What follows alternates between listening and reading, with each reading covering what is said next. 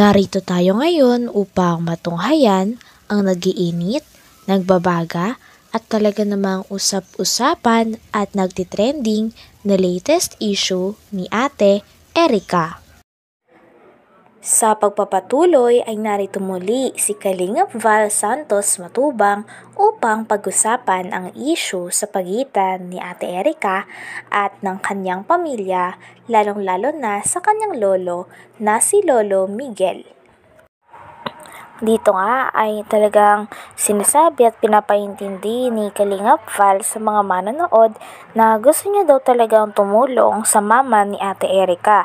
Kaya daw kung may hinain daw ito tungkol sa mga nagaganap at issue sa pamilya nila ay lumapit sa kanya. Sa pamilyang ito. Ito po mga kalingap, mga kaibigan. Hindi lang po ako natabang at tumutulong sa mga pamilyang ganito. Hindi lang po. Pati yung mga inaapi, tulad ni Ate Gina, ang mama ni Erica, humingi ng tulong sa atin. Sapagkat may vlogger daw po na nagbablog sa anak niya. Ang pangalan daw po ay Kalingap Prabay. Sabi ko, Nay, don't worry. Nasa likod mo ako. Hindi ka nagkamaling lumapit sa akin sapagkat ako ay natulong sa mga aping-api at inaapi. Hindi lang si Tulpo ang tumutulong. Pati si Val Santos Matubang natulong. Nagpapabahay, nagbibigay ng bigas ayuda, nagbibigay ng pag-asa, lahat. Mamaya po, bukas ng umaga, 40 bata po ang ating pong pakakainin. Bukas. Ganyan po ang inyong abang lingkod, Val Santos Matubang. Eh sabi ko sa nanay ni Erica, si Gina, Sorita, hindi ka nagkamaling lumapit sa akin. Salamat muna sa mga tumulong sa aming trip to Naga. Salamat po sa nagpaabot po ng tulong. Pamasahe po. Salamat kay Ann Ramirez Hiner. Nagbigay ng 2,000. Sabi sa akin, Kuya Bal, aalis kayo papuntang Naga. Itong 2,000. Pangkapi-kapi ninyo. Salamat po kay Ann Ramirez Hiner. Also kay Lori D. Magalpok. Nagbigay siya ng 1,200. Salamat kay Lore. Wala kang trabaho, nasa Pinas ka, wala ka nasa abroad, pero grabe ang puso mo. Anong sabi mo sa text ko, sa vlog, sa chat? Kuya Bal, mapunta kayo ng Naga pala. Ito ang 1-2. Bili ka ng brief mo dyan. Wala ka ng brief na isuot. Salamat kay Lore Magalpok. Si Kuya Val nga ay handang tumulong sa mga issue na ganito. At syempre, nandyan pa rin ang kanyang mga fans na talagang handang sumuporta kay Kalingap Val. Kaya naman, gustong-gusto talaga itong pinapasalamatan ni Kalingap Val. Ang sa ganun ay malaman nila na kilala sila ni Kalingap Val at na-appreciate ni Kalingap Val ang lahat ng mga tulong nila. Salamat kay Lore. Wala kang trabaho, nasa Pinas ka, wala ka nasa abroad, pero grabe ang puso mo. Anong sabi mo sa text ko, sa vlog, sa chat? Kuya Bal, mapunta kayo ng Naga pala. Ito ang 1-2. Bili ka ng brief mo dyan. Wala ka ng brief na isuot. Salamat kay Lori Magalpok at kay Ate Christy po.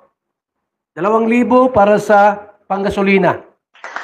Salamat po sa mga tumulong at alam ko po, nandyan kayo palagi para suportahan ang ating mga lakad, ang ating pong pag-iikot sa iba't ibang mga landing pads para tumulong. At kay Dolores Dumundon, salamat po, Ate Dol, sa 1,800. Bili kami ng ng 2 kilong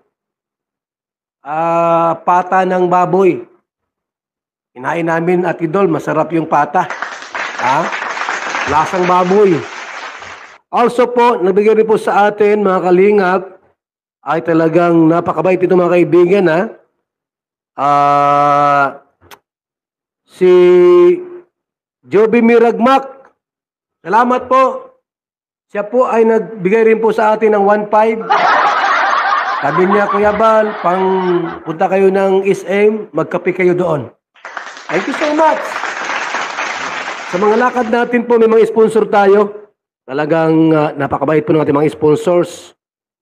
Sila yung mga tumutulong po sa ating programa ay kung saan tayo, nandiyan sila palagi po sa ating mga lakad.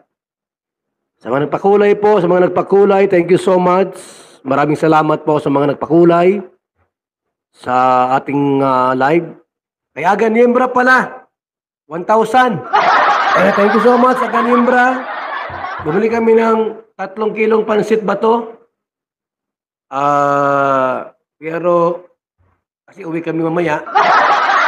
Siguro po yung sa Biyernes, bumalik kami ng Naga. Ano po, para ipalop namin yung aming na-vlogs. Salamat sa inyong walang sawang suporta po sa inyong pagtulong at sa Team Marites. Dito nga ay pinapahayag ni Kalingap Val ang kanyang suporta kay Ate Gina na mama ni Ate Erica. Nagreklamo kasi ang mama ni Ate Erica na hindi daw binibigyan ng pera si Ate Erica ng Kalingap simula vinlog daw siya nito.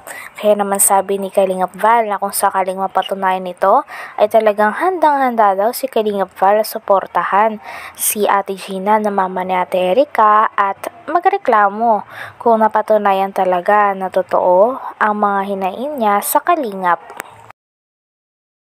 Si Mama, Ate Gina, para lahat ng problema niya po, mga sumbong, sabihin niya lahat. At mareklamo tayo. Kay Tulpo.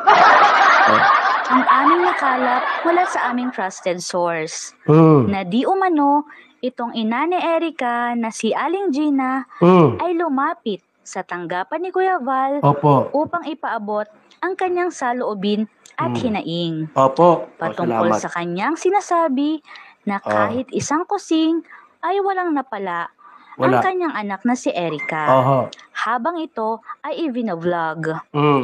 Sobrang napukaw ang damdamin ng ama ng Kalingap na si Kuya Val. Ako po'y napaluha po. Talaga sabi ko, kawawa naman itong si Gina Zurita, ang nanay ni Erica. Vlog kayo ng vlog dyan. Kayo mga vlogger kayo. Pero wala kayong inaabot ni 5 duling doon sa taong binablog ninyo. Ate Gina Pansa Zurita, nasa likod mo ako. Hindi ka nagkamali na lumapit sa aking tanggapan sapagkat tutulungan kita.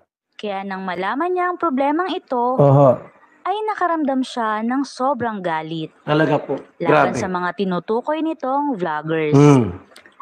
Nais din di umano ni Kuya Val na tunguhin ang tahanan ni Aling Gina upang tulungang makamit ang inaasam at ninanais na hustisya. Ate Gina, bukas, maligo ka, magbihis, mag-make up, magpabango, pupunta ako dyan. Heart to heart talk, eye to eye. Walang lips to lips, bawal. Hindi pwede, may asawa na ako ay. Heart to heart lang. Lahat ng problema mo, Ate Gina, sabihin mo sa akin. Sabihin mo, mga hinaing mo. At akong bahalang mag-file ng kaso doon sa mga... Hanggang dito na lamang muna ang ating nag-iinit, nagbabaga, pinag-uusapan at talaga ng mga nagtitrending na latest issue ni Ate Erica. Maraming salamat sa inyong panunood. Hanggang sa muli. Bye!